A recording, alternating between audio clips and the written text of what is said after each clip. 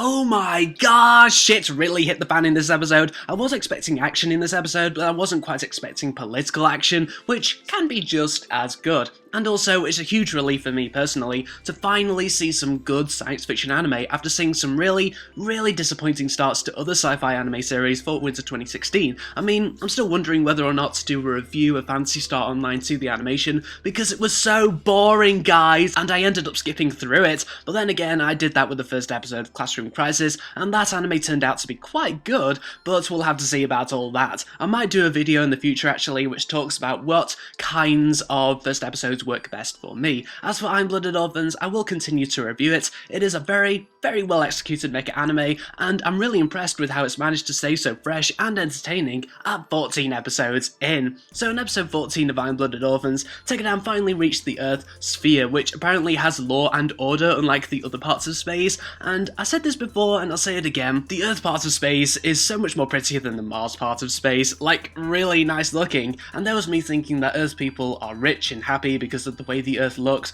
but it turns out not to be that much different to the real world that we live in. Few are rich and happy, most are poor and unhappy. The surface of it all fooled me, people. So the women and Mika and Biscuit go shopping on one space station, and the others develop cargo to a neighbouring space station. On the cargo station, Tegadan are seen as heroes, delivering a goddess in the form of Kudelia, and while all that ass kissing could have come across as cheesy, it actually came across as inspiring. Meanwhile, on the shopping station, the women buy cleaning and hygiene stuff as apparently the Tegadan staff are smelly as fuck. But hang on a second, if Mika hadn't had a wash for a few days, why was he walking around topless with a towel on that very morning? If you're doing important stuff, who has time to wash, eh? Biscuit also sets up a meeting with his brother, and we all know that meeting is going to go wrong. Speaking of wrong, the cargo Tegadan delivered turned out to be arms!